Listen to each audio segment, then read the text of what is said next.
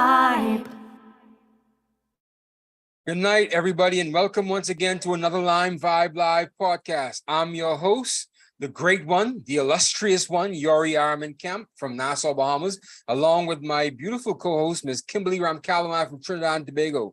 How you doing tonight, Kimberly? Good night, Yuri. I'm doing as best as I can.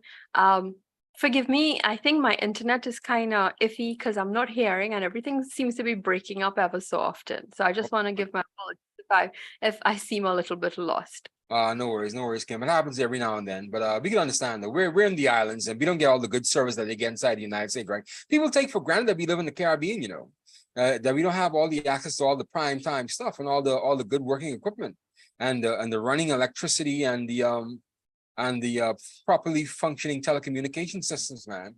So I think everybody understands that we're dealing with challenges on the islands in these huts that we live in, right? They do think that we live in huts, right? We live in huts and we wear grass skirts, right? You have your grass skirt tonight, Kim? Because I have on my straw hat. You have on your grass skirt? No, I don't. I do have on a harem pants, but I think okay. A harem pants. Wow. Okay. Before we start, I just want to remind everybody, please like, share, and subscribe to our videos on Facebook and YouTube. Please like, share, and subscribe to our videos on Facebook and YouTube. It really helps us out a lot. It really helps us to share our message with a wider audience. And also, there's a donate link right inside the description. So please, if you care to anything that warms your heart to give to the LimeVibe podcast, you're free to do so. So please, you can donate any amount that you want, from $5 to $5,000. We really would appreciate your help and your support and your participation in our conversation that we move this conversation forward about the Caribbean, what we do here in the islands. So Kimberly, what's up tonight, man? How's things? Everything's okay. I heard some strange news. You were telling me a bit about the whole submarine submersible incident that is linked to the yes, the Ocean Gate expeditions. Yes, that submersible that imploded trying to look for the Titanic. Everyone's been talking about it, man. I mean, I guess you probably heard about it too, right? Yeah, it's all over the news, man. But apparently, it's being registered in the Bahamas. That submersible submarine is being registered in the Bahamas, and so any liability that would happen, that would rise as a result of those persons losing their lives, God bless them, losing their lives in that submersible that sunk near the Titanic ship, they will have to be subject to Bahamian law. So it's a registered ship in the Bahamas. And we just found out about that today, actually. So yeah. So, but what do you think about the submersible, though, Kim? I mean, do you think it was like foolhardy to begin with? Because I'm finding out all sorts of information about the submersible. Apparently, it wasn't made with iron; it was made with a carbon fiber, and Yes. and the guy was controlling it with a joystick. Oh dear. Controller, yeah, Logitech controller, yeah. It's really sad, and rest in peace to those who didn't make it, who Yes. died, and another tragic event. I heard James Cameron, who did many dives to the Titanic because he was making the movie. I think 30 or close to 70 or so dives to study the Titanic. And he knows the owner of the Ocean Gates submersible submarine. He knows about it. And he said, actually, the owner has some links to the Titanic because his great-grandparents who died on the Titanic. Now he is there. Yeah, amazing. It's a second tragedy right there below the sea, next sea. Yeah. And for that to have happened is really tragic. It's really sad. And I heard that the teenage young guy that went, he had some issues. He did not want to go. When it came into going down, he didn't feel too comfortable about it. I heard it was actually his mother that was supposed to have accompanied his father, and she backed out, saying that he really wanted to go and he was excited about it. So the ship wasn't shipworthy. I just think that a lot of people have criticized anyone wanting to go visit the Titanic as being as dancing upon the grave, likening it to dancing upon the grave of people, because of the number of lives that was lost with the sunken Titanic ship. Yes. And people that go to visit and they're looking at it as a tourist site rather than something tragic. I But think it's that's something, Kim, they've been doing that with Egyptian graves and tombs in the pyramids for the past, what, 50, 60, over 100 years now. They've been grave robbing the Egyptian tombs and and also as well, the Central American and the Latin American pyramids and grave sites. They've been doing this for years. And so there's been a lack of respect for the dead for hundreds of years now. I mean, this isn't brand new. it's not, and I hope this serves as a lesson in a sense. Mm, Uh, James Cameron, he was interviewed by some news sites, and he had given an interesting take in the sense that, yes, it's the Titanic, but this anyone going down there had to have some idea of the dangers, and using a proper equipment was very much needed. yes, yes, yes. And not Now, on a rickety old submersible like that. I mean, it was. How did they get on that anyway? And how did he convince those people to spend $250,000 to get on a submersible with no controls, very little controls? I saw a video from CBS, and the guy had one button on the door that controlled the entire ship, and everything else was done from a laptop and a Logitech controller, a video game controller. Why would you want to go on something like that, thousands of feet down into the ocean? That was just, oh my goodness. I mean, and then the internet, the Twitterverse and the Facebookverse, they haven't been very kind to them either. They said, oh, these billionaires, they look for what they got, And I don't know if you've been following the social media with it, right? But they've been at these people's throats, man. I mean, they've been mocking them, and they've been making them seem to be like as foolish as they are. Say billionaires deserve that.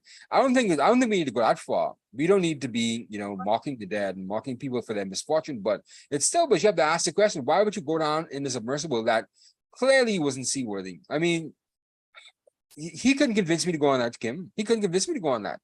just think of people. I liken it to people who take skydiving and jump. How they call it, bungee jumping and things like that. Yes, yes, yes, yes, yes.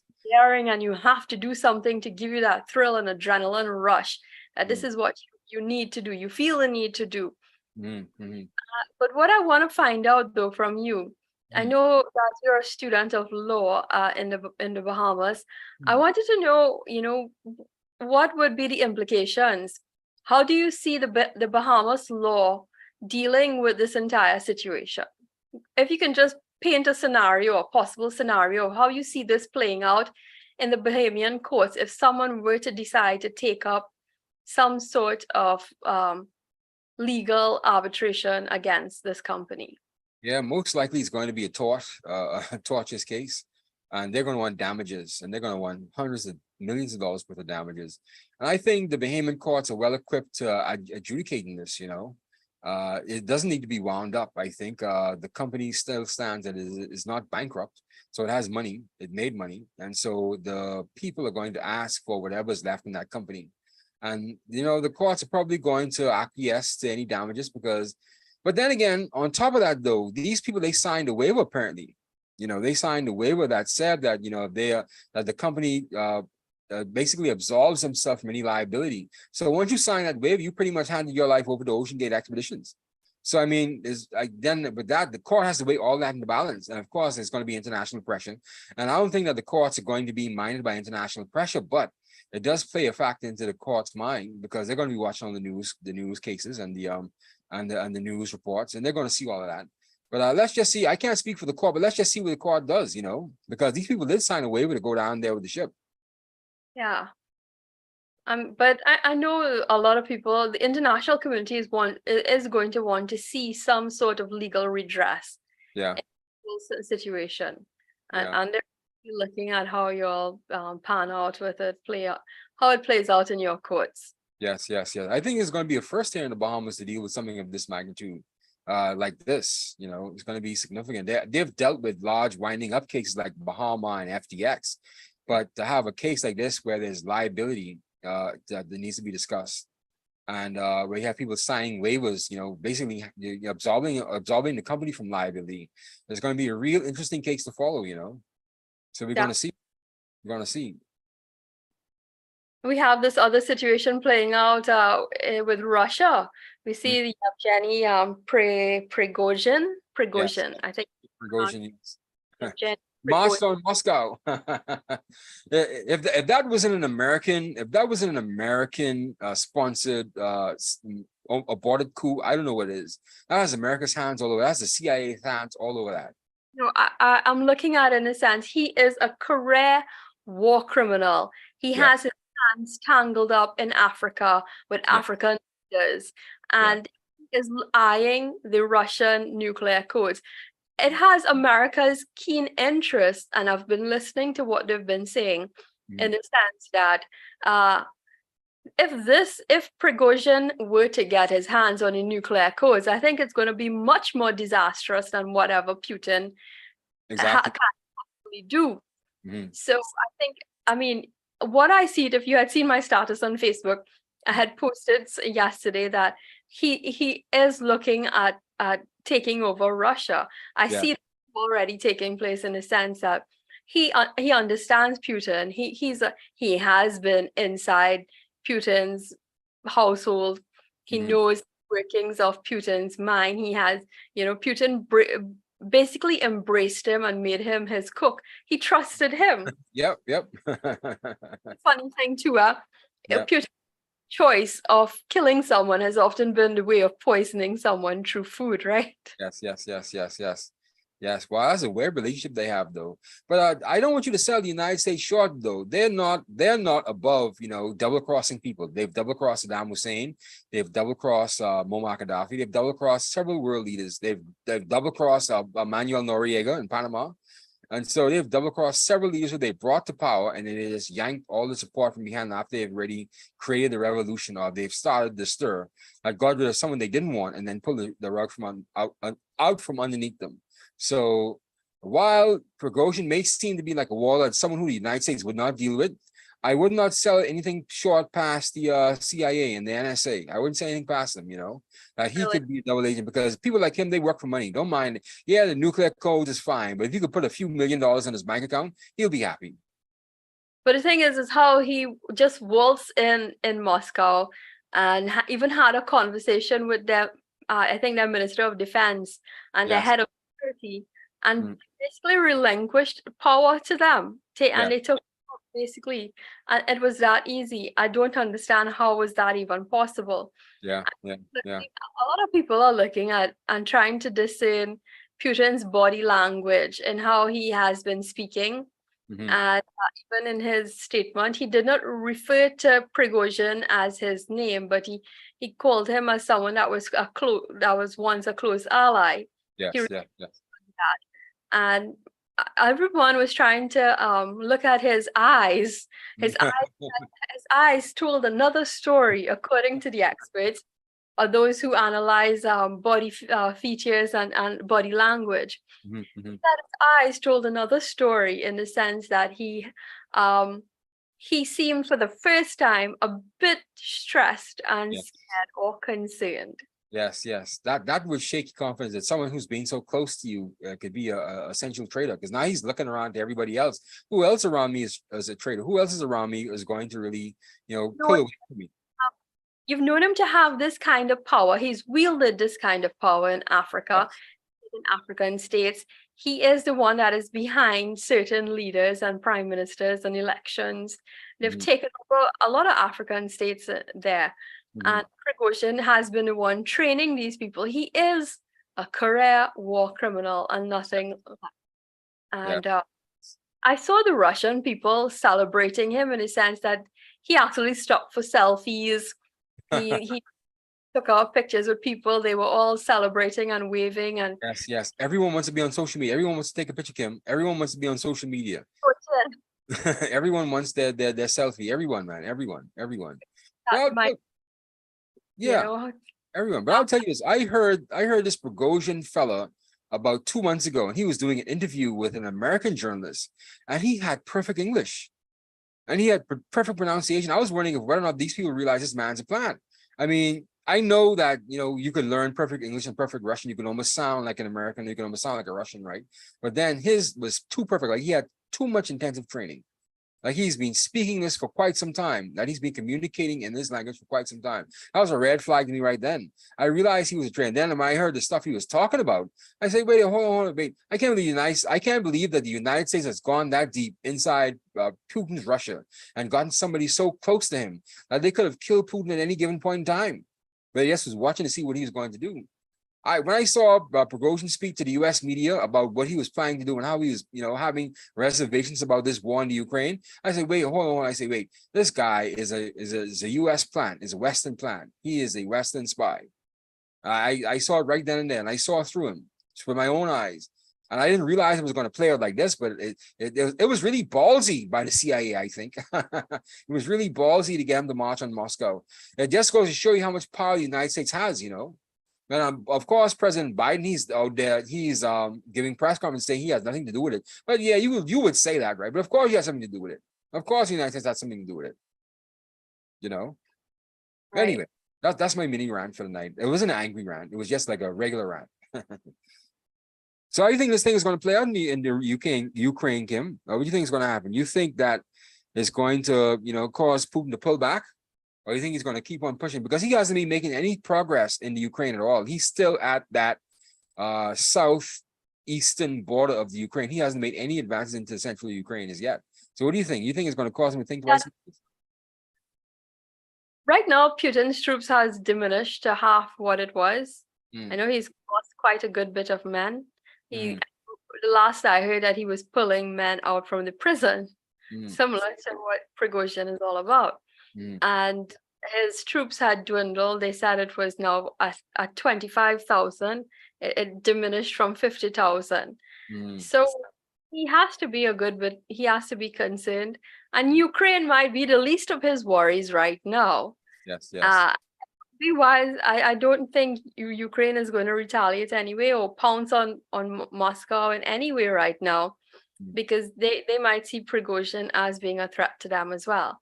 He may just want to come in and take over there as well, just like what he did in Africa and other states. Yes, he's not to be trusted. He's an American plan. He's an American spy who they can execute at any given point in time.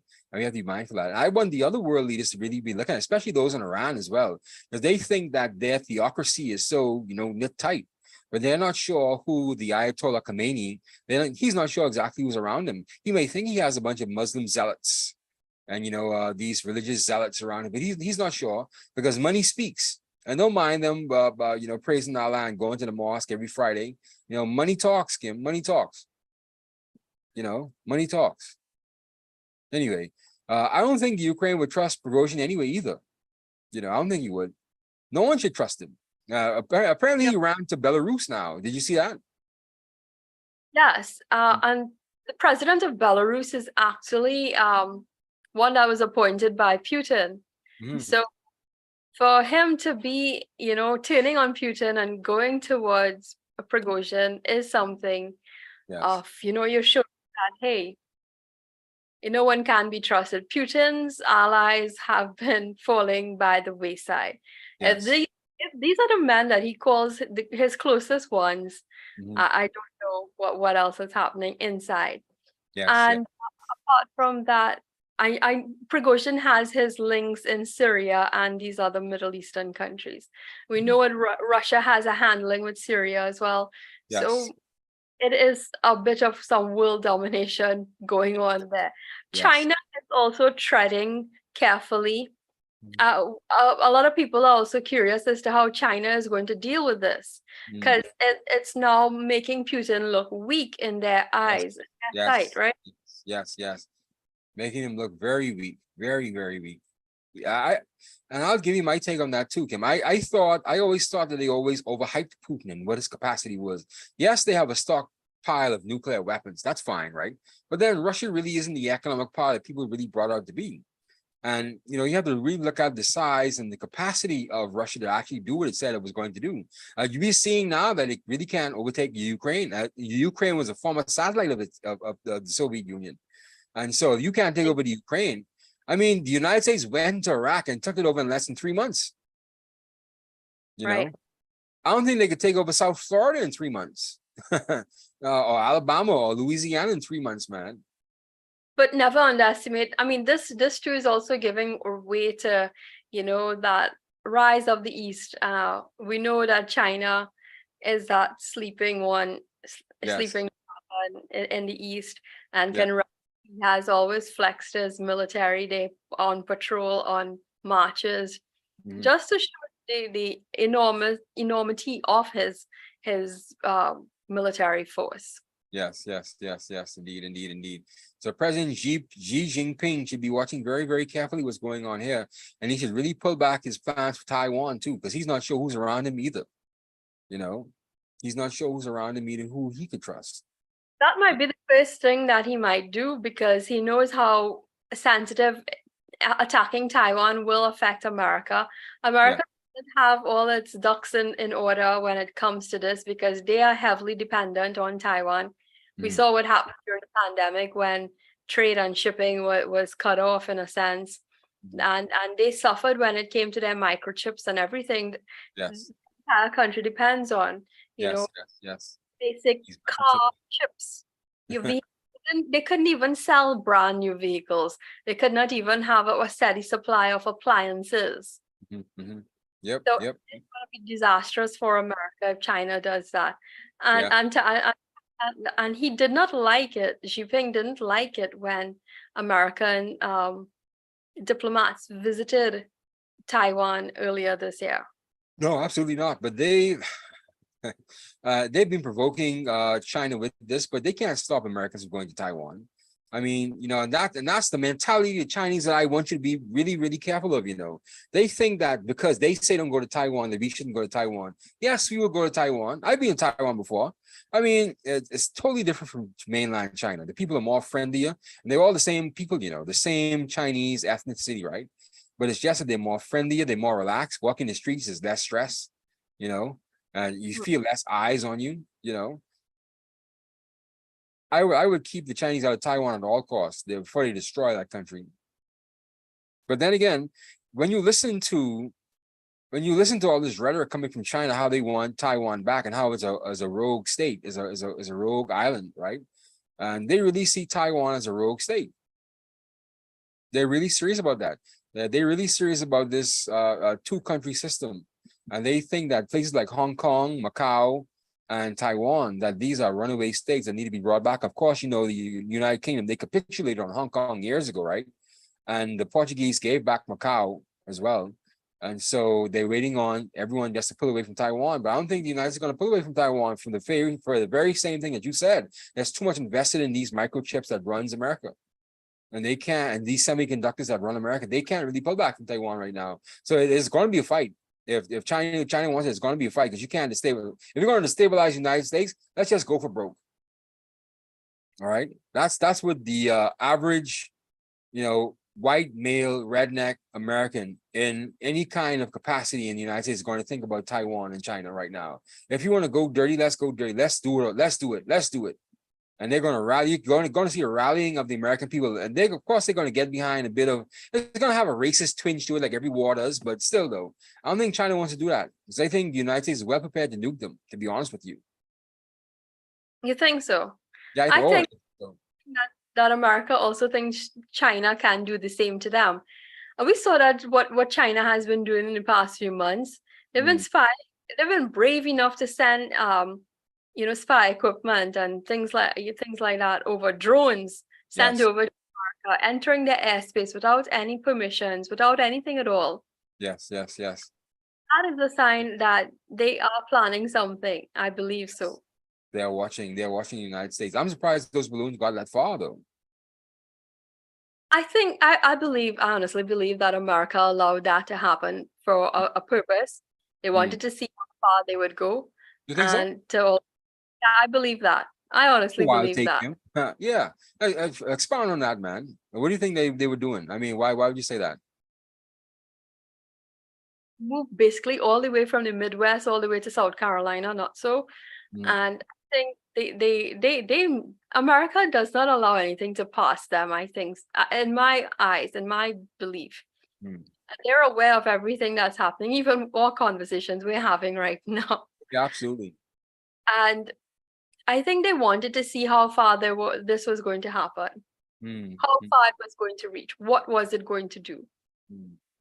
And I would not doubt that they were probably prepared to shoot it down, but they just wanted to see. See exactly what they're going to do. Eh? Wow, that's wild. I agree with you. I could fall for that one. That's the kind of conspiracy I like. And I think in the next year or so, you're probably gonna have a documentary on that balloon.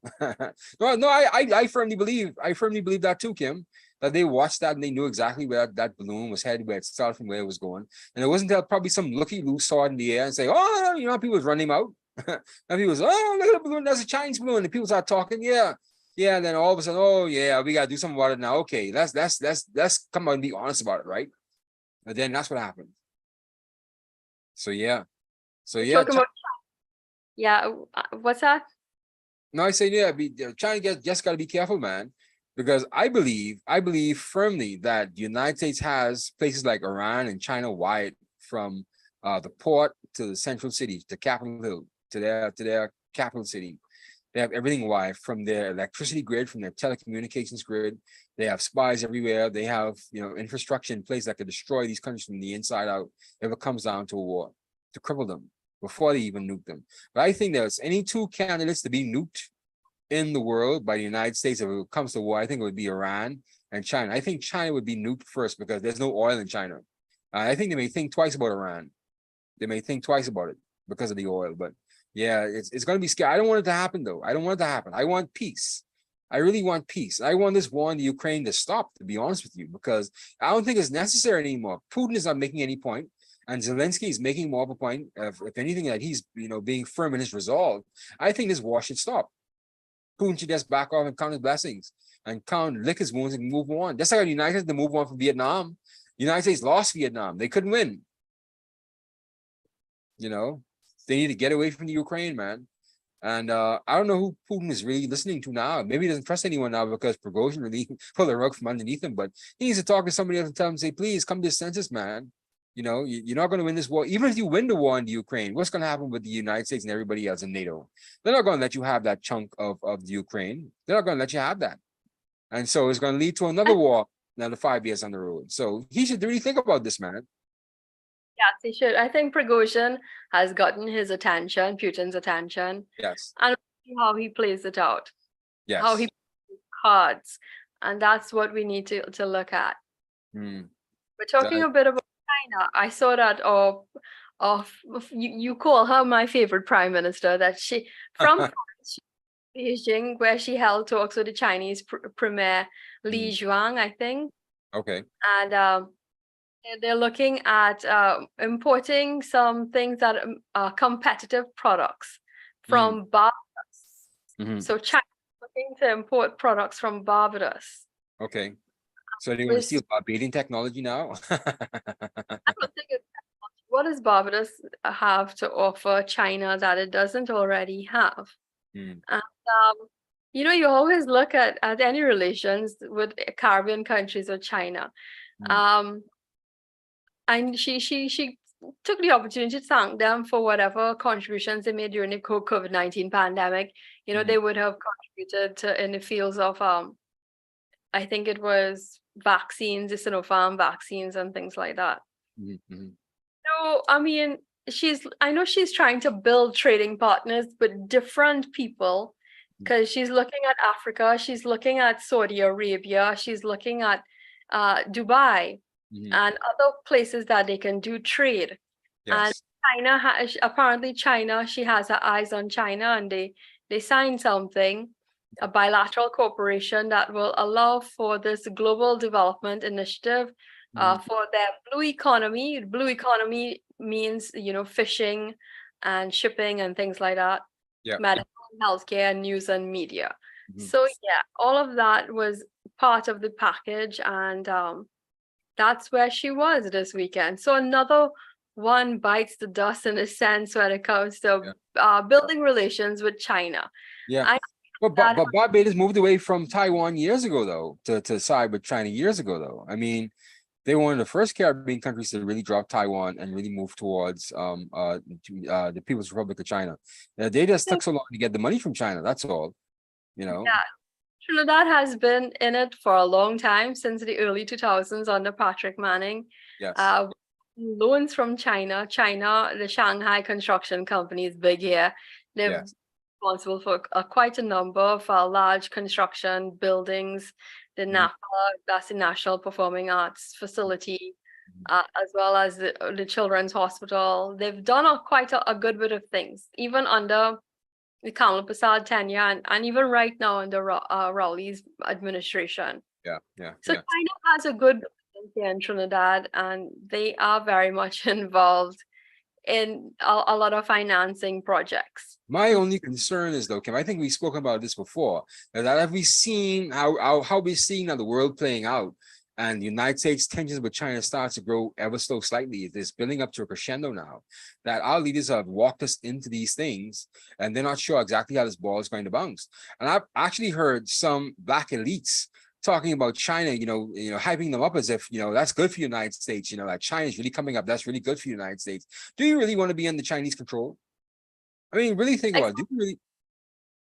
Under Obama's administration, I heard that America owes China trillions of dollars in Yes. loans, right? So we should not really be, we should be careful. Why have we given them so much power over us? And Yes. we see that they're the ones that have really tried, have become the new colonialists.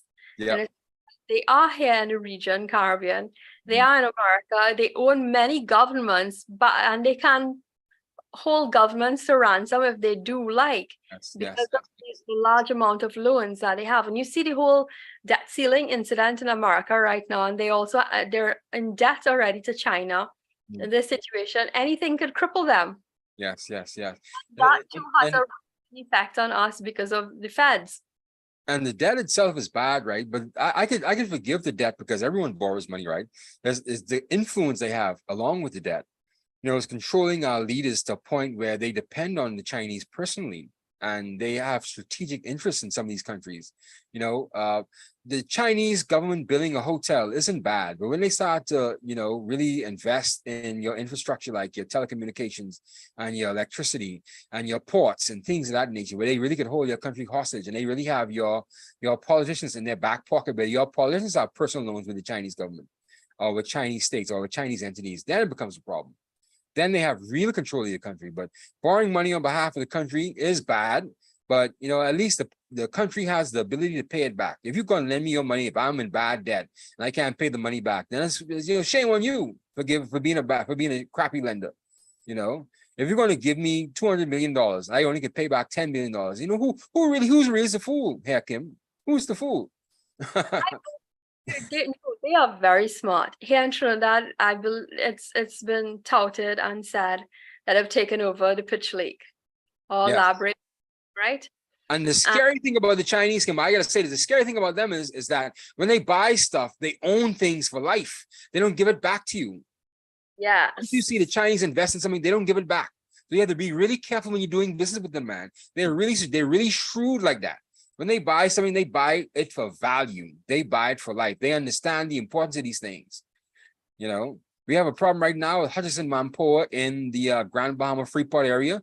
They have control of the port, and they haven't been making any investment inside the port. I mean, the government had to take back the airport, man, because the Grand Bahama Port Authority and the Hutchison Mampoa, they weren't really putting in any money in any infrastructure, man.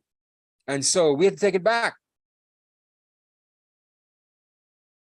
That's one of the rare cases where we actually had to do something with that. But otherwise, not Hutchison Whampoa still effectively controls the Grand Bahama Port area. And they don't give it back. They have control of that shipping port. That's a major shipping port in the Freeport area. Hundreds of thousands of dollars worth of cargo goes through that port on a daily basis. Millions of dollars worth of cargo from the United States, from Latin America, and back to and fro. And so, yeah, the Chinese know what they're doing. They know what they're doing. Anyway, that's another mini rant there. So what else, Kim? Yeah, sorry about that. I know we were talking about the Guatemalan elections currently ongoing, where they have kind of upset, where a second runner, Bernardo Arevalo, Araveo. he came up in the second round. They call him a centrist, claims a place in a runoff. Yes. against Sandra Torres, the former first lady of Guatemala, and she's a front runner apparently. So apparently, and all the news media, all the Western news media, they're picking her because she's kind of like a leftist. She believes in the LGBTQ community, and she believes in women's rights and those kinds of things. So of course, the liberal media, they're gonna love her. She's no bit of corruption, so that's the other thing. Yeah. But they'll forgive that once they get their sissy agenda off. Sorry, once they get the LGBTQ agenda off. The United States, they have selective morality. How they had selective morality with Papa Doc. They forgave his murderous nature and they installed him as a dictator of Haiti for all those years because they were fighting communism, right? So that was the greater good, right? They were fighting communism, so they wanted a corrupt dictator like Papa Doc, Jean-Claude Duvalier in Haiti, and they installed him. He destroyed the country, but they were fighting communism, you see. They were fighting the march of communism in the Western Hemisphere. And so people like, Pinochet in Chile, and all these other dictators that were smattered around the Caribbean, the Central American and Latin American region, they have selective morality. So yeah, you could be a dictator, you could be corrupt. Once you're fighting a good cause that we want, then we're going to keep you in place. So once she, keeps on singing the old tune that we love the LGBTQ community and we believe in women's rights, they're going to be right behind her. The United States is going to be right behind her and putting up in everybody's face. And you're going to forget that she's a corrupt, I shouldn't say that. You shouldn't say she's corrupt. I think they said he has quite grabbed a good bit of headlines. And because of this, he's secured a place in a runoff schedule for sometime in August 20th. Yeah. He got like 10% of the votes, while she got like 15% of the votes. Yeah. And quite a little bit out of 5 million voters that was supposedly came out, this weekend. And honestly, Kim, I don't understand their electoral process. They have runoffs. Why can't they just have a prime minister and first past the poll? Why do they have to go through all these runoffs, Trinidad was looking at implementing a runoff, and a runoff actually speaks to the majority vote, right? It's like the popular vote. And I think that works in a sense that, okay, well, you've gotten most of the votes from the entire country, so you're deserving of that position as president, as leader of the country. But it has to be expensive and useless, to be honest with you, because it has to be expensive to run a second election again. And of course, if the person won the popular vote the first time, but they go to a runoff, shouldn't that person exactly, win the vote? I would think so, but I guess it's giving people a second chance. So, okay, if you go to a runoff, you really have to vote now and be serious. Hey, who do you really? That's democracy, eh? Hey, vote till you win. Vote till you win. I shouldn't mock their system, I shouldn't mock their system, but that's what it is. That's what it sounds like. But sometimes you think these things might work a little better. And it was up for debate here when we were looking at constitutional reform in 2014 under Prime Minister Kamala Persad-Visasa. But it was a little too close and too late in her term for her to have brought up this, right? She should have ideally done it when she first came into office. But she left it for 2014, a year before her elections were due. It did leave a sour taste in many of the voters. They weren't too keen to it. I think if she had done it, it would have been better. And honestly, it's about time that we kind of change the way we vote. Everyone's tired of the same old. You're going to keep getting the same old result over and over if you're doing this, right? Yeah. And I think it probably gives some kind of democratic leeway, freedom, some sort of thing. It would have been interesting to see this work. Yeah, I guess so. But watching this in Guatemala and the other Central American countries, they seem to love this system where they have these runoff elections. But we saw it inside Colombia recently as well too. But I just think it's just expensive. I don't think they need it. The first past the poll wins. Anyway, that's their system. They want to give everyone else a chance. Fine, vote till you win. I could appreciate it. The 500 million is quite a good bit. When you look at the percentage of each candidate, it seems very minimal. 15%, 12%, and you had a 17% that voters ballots were not, how do you call that? Spoiled ballots. Yeah. 17%, accounted for spoiled ballots. Yeah. I guess it also speaks to the vibrancy of their democracy as well. I guess if you want to say that, because there's all these other small splinter parties that want to put up a candidate for presidential elections. Whereas you see in the United States, I guess the United States can have the same thing as well. But really and truly, the only Republican and Democratic Party we really looking out for. And so with these other Central American countries like Guatemala and Nicaragua, they have like 15, 20 parties. And each one of them, they could build a coalition, they could put up a candidate. So I think this is what causes all of this too, this splitting the votes. Yeah, Yeah. very true. Yeah, so that's their problem.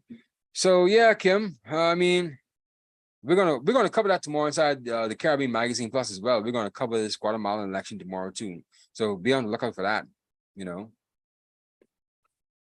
Did you see that our other favorite prime minister in St. Vincent and Grenadines, Dr. Ralph Gonzalez? Oh yes. He is the regulation of young West Africans, which are really essentially Nigerians, as workers and adding to their labor force in St. Vincent. Oh, However, wow. many of its own residents and citizens are clamoring and saying, we ourselves can't even get jobs. Why are you allowing them to come in and take our jobs? What's your take on this? I'm surprised to see Africans flocking to St. Vincent and Grenadines the way they are. Yeah, Africans have been trying to invade the Caribbean for a while. They've seen the countries that we've built here. No, Kim, let's be honest, man. They've seen the countries that we've built here, and it's not anything like what they have over there in the homeland, the motherland, right? They've seen what we've done here, and what we weren't supposed to do. They thought that we were gone and finished, Kim. They are shocked. They are shocked that we built vibrant, beautiful countries in the Caribbean. They're shocked. They're shocked. The ancestors of the slaves are doing much better than you. Thank you very much. Yes, they are shocked when they come in. And you know something, it makes me kind of like knot into my stomach, when I see them over here and they're trying to benefit from what we've built. They didn't give us a chance. My phone is ringing. I thought I had this on silent. Who's calling me and they know I have the show? Put my phone on silent. Yeah. I saw in Trinidad, we have quite a good bit of Nigerians here in Trinidad in our health system, particularly. Many of them are doctors and their hair.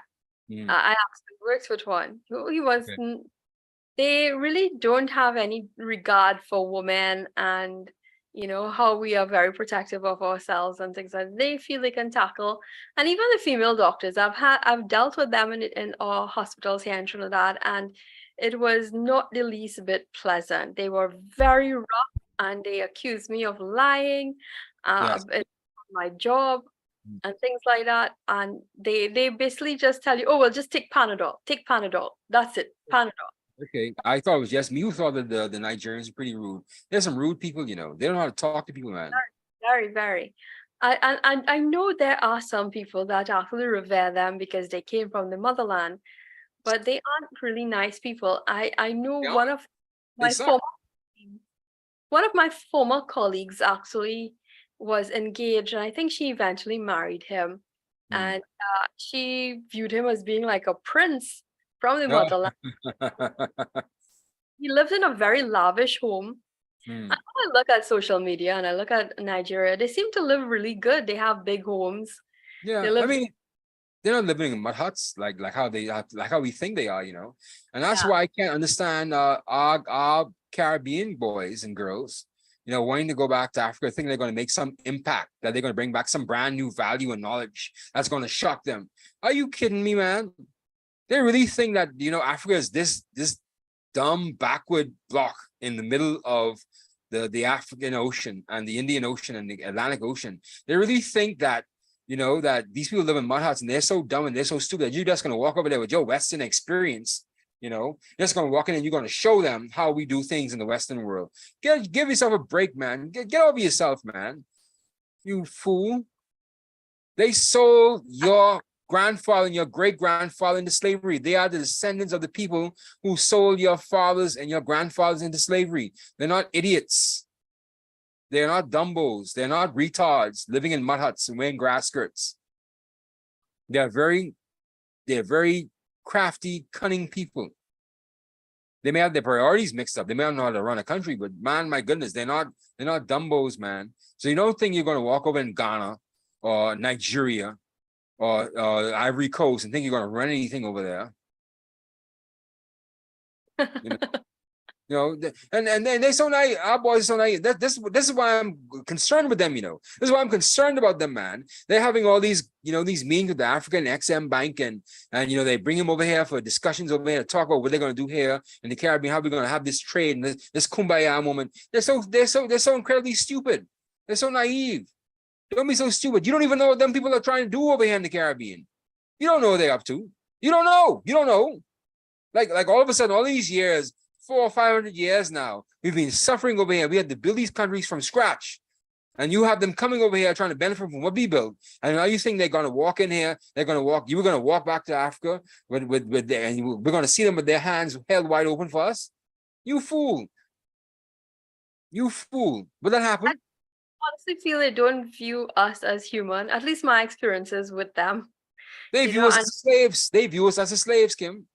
They always doubt us what we're saying as being true. It's like, okay, probably you're accustomed to some sly, lying person in Africa, wherever you came from, but Trinidadians or Caribbean people are different. We actually live with a heart.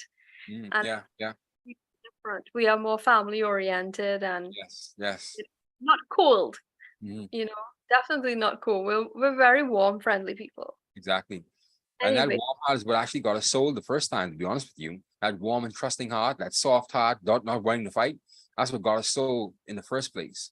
And so it's within our spirit, man. But God has been faithful to us, Kim. Yeah. He has been faithful to us, Kim. And whatever tribes that they picked out for, mass extermination in Africa 600, 700 years ago, when they actually started to sell our brothers and sisters, whatever tribes they had marked for slavery, God has been faithful to that tribe. And he's done great things for us. And I'm glad I'm here than over there, Kim. I'm glad I'm a camper, not a hoochie boochie or whatever it is, right? I'm glad, I say that. People always go back to India. It's like, of course not. I have water here in Trinidad. I have indoor plumbing. Hey, you go back to India. You go to India. That at times. Why did you go back to India? So I say, no, I was born here. I'm Trinbagonian. Totally. Yes, indeed. Caribbean woman just as much as you are. That's right, Kim. Tell him, Kim. I'm a Bahamian. You can go back to Africa if you want. but leave your lot here, leave your stuff here, what you built here, leave that here with me. And you go back to Africa, you could build Africa again, you fool. You bloody fool. I mean, look at they destroyed their country, Kim. They have destroyed their countries. And me looking for them for help? We looking to them for any guidance? You kidding me? They want something from us. They don't want to trade with us. They want something from us. And I'm not sure exactly what the angle is, Kim. I'm not sure if they're working with the Chinese or the Russians or whoever, North Korea. But this kumbaya mode they've been having over the last year or two, this year or so, I don't trust it at all, Kim. I want nothing to do with them. And our leaders just walking into this like fools. They're not sure what these people are up to. Yuri, you will have your aha moment. You will have your day when you say, I knew it. I know I'm gonna have it. I know I'm right. There you go, Kim. Thanks for agreeing with me. And you shouldn't be doing this, You're supposed to be anti-me with these foolish rants. You're supposed to be the opposition here, Kim. No, I'm just saying it's like Yuri has said it many times, so I'll wait to see him say something else. Yes, indeed. Other news happening. I see that Guyana now has a place in let me see, my camera is going. Let me switch. Camera problem. Don't worry about that, Kim. Just keep talking. Guyana now has a place in the world of geopolitics. What's happening? Because I saw that let me just pull this out. Yeah. I saw that Dr. Christopher Arif Bolkan, he is a notable attorney in Guyana, and he has actually been elected as the UN Security Council head for the period 2024 to 2025. Did you see that? No, I didn't see it actually. Yes, news to me, Kim. Yeah, so they now he has been elected as the commissioner of the Inter-American Commission on Human Rights, as well as the recent election to the United Nations Security Council for that period. Okay. He has already served as an expert member of the United Nations Human Rights Committee, where he earned recognition for his authored and quoted individual opinions. Mm. So, and he is quite a good. He actually received 27 out of 32 votes Wow. and will serve for a 4-year period, 2024 to 2027. So I So love this him. is, yeah. So apparently, for them to have voted a Ghanese into power, into this position, shows that Ghana has how the world, the international world, is viewing Ghana in terms of influencing geopolitics. Mm. And That's it's oil money, right? right. What's It's all that? that oil money. It's all that oil money, right? Perhaps the oil money, it's the first time a Ghanese national will serve in a commission since, the entire establishment of all these bodies in 1959. Mm. So yeah, it is interesting. He is a Ghanese lawyer. He's been an expert, they say, on emerging legal frameworks when it comes to indigenous people. Mm. And apparently his background is from Canada, and he's a senior lecturer at UE. So he Okay. studied Lawyer. at the University of the West Indies, and he studied in Canada as well. He's a lawyer, I guess, right? Yes, he's a lawyer, definitely. Yeah, absolutely. Yeah. Good for him. What's his name again? Sorry, Kim. Dr. Christopher Arif Balkan. Balkan. Balkan. Yeah. He's Afro descent, or he's what? Yeah, he's Indian. Oh, he's Indian. Okay, okay, okay. So Balkan. that's That's a weird name for an Indian last name. Balkan, Bulkan. No, I don't think so. You don't think so? Well, I've never heard that before. Which is kind of Muslim, so he might be of that. Oh, I'm not okay. going to on his background in that sense, Okay. but his education background speaks for itself. Mm. He already served as vice chair on this committee before, apparently. So Mhm. he's no stranger to the United Nations. He's Mhm. no stranger to the OES and this committee too. Mhm. So we wait to see his influence on making, Guyana's mark on the international stage when it comes to shaping the global discourse on, international human rights and things like that. Yeah, yeah. All that oil money makes things go around, doesn't it, right? Yeah, I know, right? All that oil money. Yeah, man. That's good. It's good for Guyana though. I'm gonna move to Guyana now because it seems like everything's booming over there now, you know. I won't be so quick to jump there. What They would still happen here? they still have a long way to get there. But probably in 10 years there will be they're positioned to be the Qatar of the Caribbean. So we will see them perhaps in the next 10 years. Yeah, yeah. It's a great time to be alive in Guyana, man. You know, I wish them all the best. It's a great time to be alive. You know, all that loose money on the ground, that loose oil money on the ground. There's a lot of things that can happen there, man. You know. Yeah. Oh, did you all today I heard that Barbados was plunged into mourning with the loss of its fourth prime minister, Sir Lloyd Erskine Sanderford. Oh wow. Yeah, that. Oh wow. Our condolences, man. Age 86, and he died today. I saw Prime Minister Mia Mottley. She would have posted condolences while she is in China. Mm. She would have posted a message of condolences, even though they are from separate parties. Yeah, yeah, yeah. He had actually served a DLP, and he had taken over from Errol Barrow. Mm. So Errol Barrow had passed. Mm-hmm. Okay. Yeah. So we got to run an obituary tomorrow on Caribbean Magazine Plus. Absolutely. Yeah. He lost, yeah, and then he tried again to run, and he lost in 1994 to Owen Arthur, Yeah. and then served in Parliament up to 1999. Mm. When David Thompson came into office, he had given him the whole Knight of St. Andrew, which is part of the Order of Barbados. Yeah, the great David Thompson. He passed away as well too. He was a great friend of my former editor at the Caribbean News now, you know, David Thompson. Yeah, but Erskine Sandiford wasn't a very pronounced prime minister in Barbados, wasn't he? I mean, he almost as if like he was the guy between Owen Arthur and Errol Barrow, you know.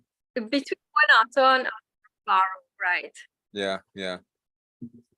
But he still, served as prime minister, and he still had an impact, on Barbados, you know. I think Mia Mottley, she spoke highly of his political career, And she said despite, whatever opposition he faced outside his party and within, he did do some good for the nation in the sense of economic and social policies. I think I don't think it did any good because it would have led to his impeachment. He was impeached. Okay, he was. I'm hearing that from what Prime Minister Motley was saying. So, but she commended him for always keeping strong and never losing his spirit of calm and respect. Okay. I didn't realize that in our system we could be impeached. I was kind of shocked at that. I believe so. So despite she being in China, she still sent out her condolences upon hearing it. And that's one good thing, despite, political parties and differences, you are still able to be human when it comes to death. Yes, indeed. Be decent, man. Always. And I don't see any reason why you can't be decent. Yeah. It doesn't take much to be a decent human being, She described him as being a regionalist in the sense that he had a hand in the establishment of the single market and single economy by signing on to the Grand Anse Declaration. So yeah, she described him as being a dedicated regionalist. So that's one good thing. She was able to praise him. Yeah, that's decent. May his soul rest in peace, and may his family be ever comforted in this time of bereavement for him. May he rest in peace, Kim. Sorry to close off on such a somber note, but yes, so with the people of Barbados right now, because he was a Barbadian, he was a man of the people, and he would have served his nation well. And we think of you there in Barbados right now. As a wealth of knowledge and experience gone with one man right there, Yeah. May his soul rest in peace, Kim. It's 9:28, Kim. We're about to get out of here, man. Any final thoughts? You want to pump us back up after you brought us down? You want to pump us back up there? What can I say? Well, tomorrow here in Trinidad, we have a very terrible tropical wave coming our way. According to our Met Service, they've actually put us on adverse weather alerts. So we're actually preparing for that rain, when it rains like that, when it predict rain like that, forecast rain like that, we anticipate floods. Okay. So yes, we're bracing ourselves. And the people in South Trinidad can't take another flood, right? Because they have been suffering. I don't think we can. The land is very much saturated. We had heavy rainfall last week as well. So yes, I just pray that my fellow Trinidadians, mankind here, sleep and prepare themselves for the rains tomorrow. Indeed. And Hurricane Brett is pretty much gone out of the system, right? Gone out of the region, right? Yes, and Cindy is far away. Yeah. No one checking for Cindy. Yeah. Once she's not causing any disruption or harm to our islands, we are okay. Yeah, indeed. So, Kim, that goes our show tonight, man. I just want to thank you for coming on again with me tonight and dealing with your challenges. And you've always been a stalwart, steadfast supporter of our efforts, and you've been instrumental in bringing us to where we are. And I hope that we're going to continue this as we build this LimeVibe podcast, my dear. Trying my best. Yes. You've been helping me through this because I'm not the broadcaster. You are the broadcaster. I'm just the idiot who decided he wants to do a podcast. And really, the show is about you. To be honest with you, if you haven't noticed that, the show is about you driving what we're talking about. And so, without you, this show is nothing. I'm not taking any credit. I'm just here accompanying you here tonight, and every. Yes, indeed. I can't do without you, Kim. I just want to thank you for joining me. And again, and thank you once again for joining us for another LimeVibe Live podcast. You out there watching us and who's going to watch this replay later on. If you have not done so, please like, share, and subscribe to our YouTube and our Facebook page. Please like, share, and subscribe to LimeVibe 77 on YouTube and Facebook, please. And share this content. And please, it helps us to get our message out there about what we're doing out here in the Caribbean and how we think about things in the worldview. And also, there's a donate link inside the description, please. You can donate anything that you wish to this show. It really helps us to keep the message going. I want to thank you for joining us again for another LimeVibe Live podcast. And we're going to be back here again on Wednesday evening with another lively and provocative set of topics, I should say, on Wednesday evening. So, Kim, good night. Good night.